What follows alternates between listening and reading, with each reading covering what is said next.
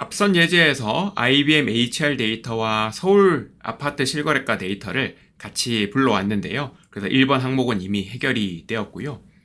분석의 데이터로 가셔서 IBM HR 데이터가 선택이 되어 있을 건데 이거를 두 번째 데이터, 아파트 실거래가 데이터를 선택해서 데이터를 바꾸겠습니다.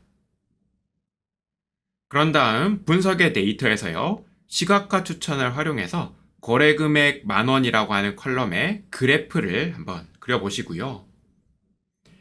4번에서는 분석의 데이터에서요. 건축 연도라고 하는 컬럼에 데이터 유형을 인티저로 변환해 보겠습니다. 그런 다음 마지막으로 3번의 그래프, 이미 시각화 영역에 그래프가 하나 추가가 되어 있을 건데요. 4번에서 데이터 유형을 바꾼 건축 연도 컬럼을 격자 컬럼으로 지정하셔서 그래프가 어떻게 바뀌는지를 한번 확인해 보시죠.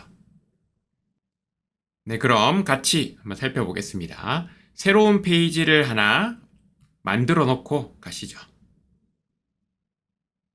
분석의 데이터 클릭하겠습니다.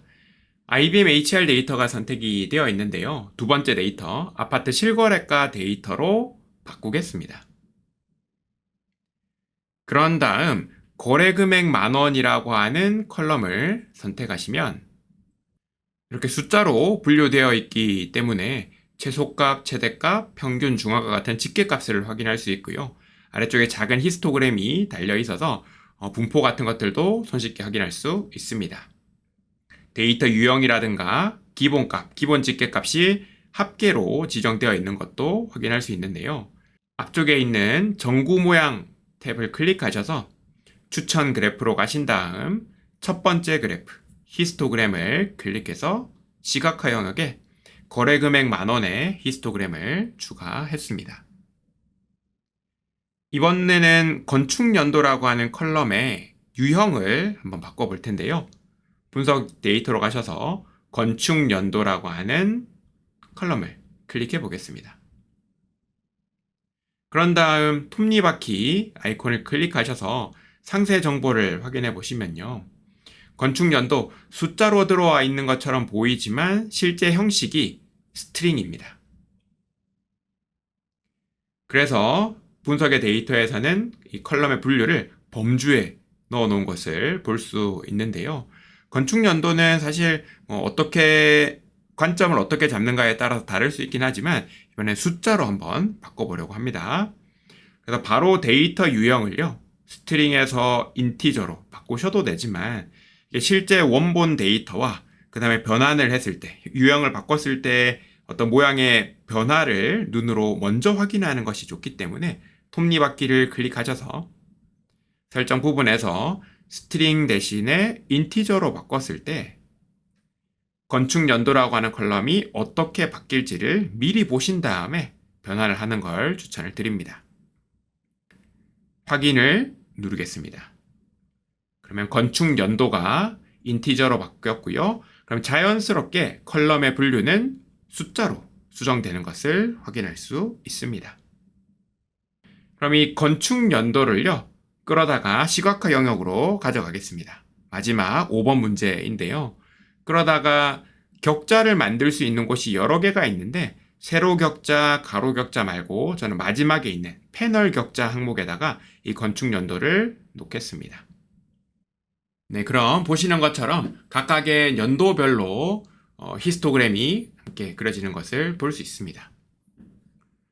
이렇게 보셔도 되는데요. 여기까지 실습하셔도 충분한데 몇 가지만 더 설명드리고 다음으로 넘어가 보겠습니다. 건축 연도 같은 경우에 숫자긴 한데요. 아무래도 1961년부터 2023년까지 너무나 긴 기간이 포함되어 있다 보니까 해마다 하나씩의 그래프를 보는 게 과연 효율적일까 하는 의문이 있습니다. 이런 상황에서요, 우리 격자 표시라고 하는 범례 부분에 있는 메뉴에서 건축 연도를 한번 클릭해 보시면 저장함의 컬럼 자동 저장이라고 하는 이 체크박스를 클릭해서 체크를 하시면요. 건축 연도라고 하는 컬럼을 오토빈 누머릭이라는 함수에 넣어서 자동으로 적당히 7개의 구간으로 10개 연도를 묶어줬네요. 7개 연도 구간으로 나눠가지고 그래프를 그려주는 것을 볼 수 있습니다. 이 격자 표시뿐만이 아니라 색 지정 부분에서도 여러분이 만약에 건축 연도 같은 것들 항목들을 넣게 되면요. 저장함의 컬럼 자동 저장, 역시 오토빈 컬럼의 우역이고요. 체크하시면 적당히 몇 개 그룹으로 나눠가지고 색깔을 칠할 수 있는 것도 확인할 수 있습니다. 네, 이렇게 실습을 같이 해봤는데요. 정말 마지막으로 한 가지 기능만 더 소개해드리고 마치겠습니다. 분석의 데이터로 가서요. 시군구라고 하는 컬럼을 선택해 보겠습니다. 시군구라고 하는 컬럼의 항목을 보시면 말 그대로 서울특별시 땡땡구 이런 것처럼 동까지 포함되어 있네요. 우리 주소가 동 단위로 나와 있는데요. 여기 아래쪽으로 가보시면 컬럼 분할이라고 하는 기능이 있습니다. 한번 클릭을 해볼까요? 그럼 팝업이 뜨는데요. 어떤 구분 기호를 활용을 해서 컬럼을 3개로 나누겠다라고 되어 있습니다. 그럼 아래쪽에 미리 보기를 보시면요. 원래는 서울특별시 땡땡구 땡땡동이라고 되어 있는데 이걸 공백을 기준으로 쪼개기를 해서 서울특별시와 땡땡구와 땡땡동을 분리해서 3개의 컬럼으로 만들어주는 것을 확인할 수 있습니다. 그럼 확인 버튼을 한번 눌러볼까요? 그럼 아래쪽으로 시군구 컬럼 1, 2, 3이라고 하는 새로운 컬럼들이 자동으로 추가되는 것을 확인할 수 있습니다. 그래서 주소 같은 경우에 이런 기능, 컬럼 분할이라고 하는 기능을 쓰시면 편한데요. 우리 데이터 캔버스로 한번 이동해 보시면 아래쪽에 추가된 계산 컬럼이라고 하는 항목이 보이시죠?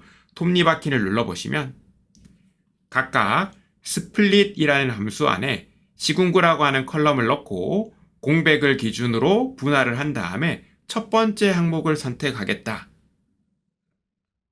두 번째 것을 한번 볼까요? 똑같은 함수에 똑같이 작업을 한 다음에 두 번째 항목을 선택하겠다라고 함수가 적용되어 있는 것을 확인할 수 있습니다. 이렇게 우리가 기존의 항목들, 기존의 컬럼들을 활용을 해서 새로운 컬럼을 추가하는 것을 보통 파생 변수 생성 혹은 스파파이어에서는 계산된 컬럼 추가라고 하는데요. 이후 과정에서 더 살펴보겠습니다.